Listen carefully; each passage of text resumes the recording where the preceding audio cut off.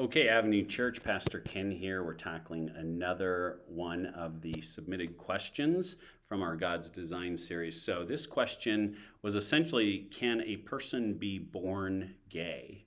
And I would say we could expand that towards, born, transgendered. So, born with you know, a physical body of one sex, but then have the gender or of another sex. So it's a good question. It's been kind of that argument a lot of over, in homosexuality, it's the nature versus nurture argument in some instances.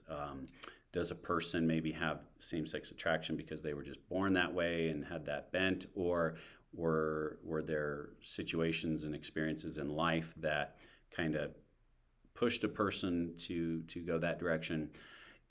Ultimately, there's a lot that we could talk about, and I would say that science, even recently, has made some connections between different things like the amounts of testosterone that a developing fetus experiences in its mother's womb, and how that maybe has effects. There is a congenital situation or a condition called adrenal hyperplasia that some mothers have that increases the levels of sex hormone, of the male sex hormone that babies receive in utero, so in the womb.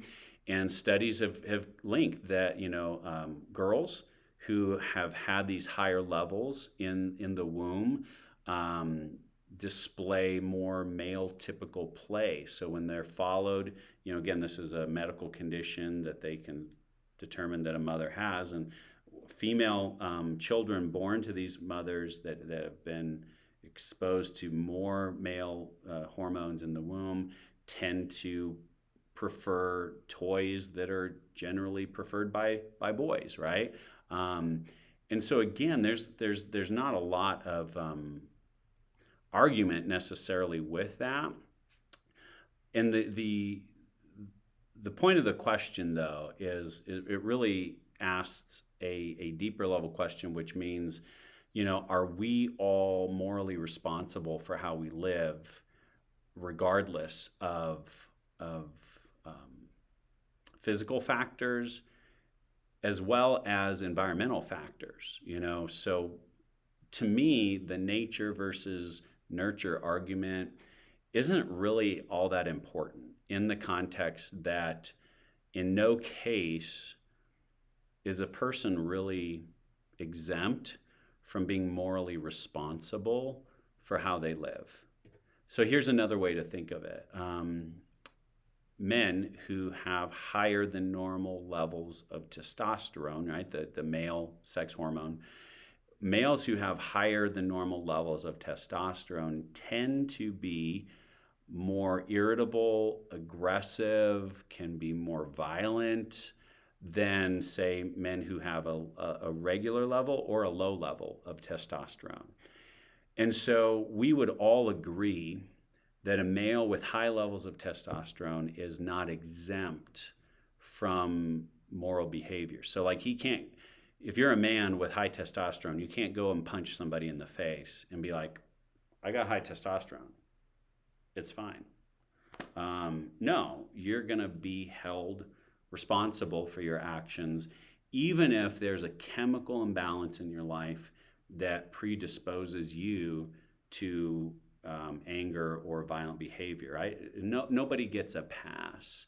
So I apply that same logic in this conversation. And I don't believe that humans are just helpless, right, based on our biology or our circumstances. So in other words, if you're born into a situation of a very unhealthy family dynamic, in no way does that excuse you for any moral choices that you make.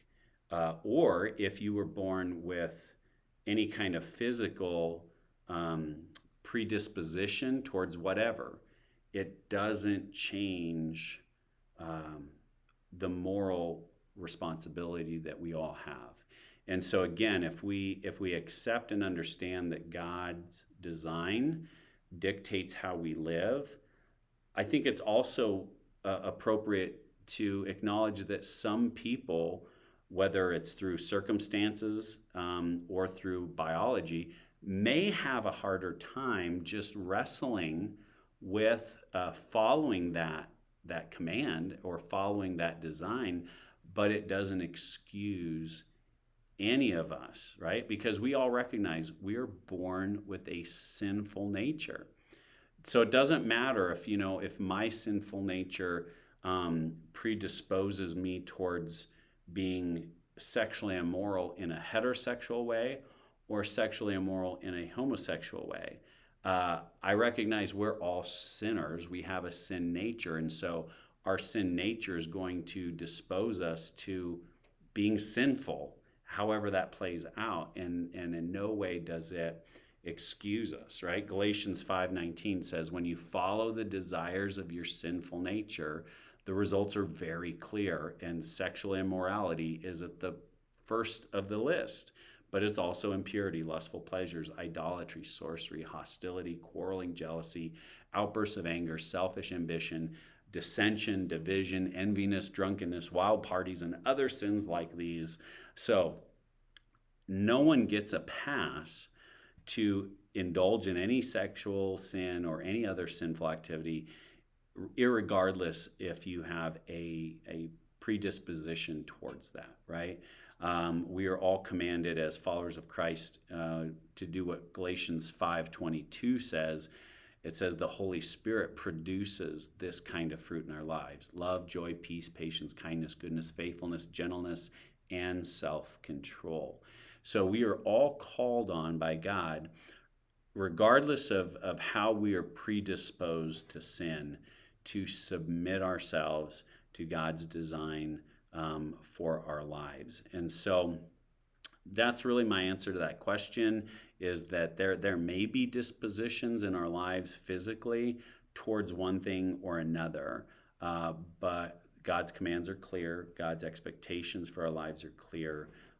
And we should also have a healthy amount of grace to come alongside of brothers and sisters who may have a disposition to sin differently than we are disposed to sin, to walk alongside them in love and grace and encouragement to embrace God's design. So that's my simple answer to that question. I hope it helps, and God bless you.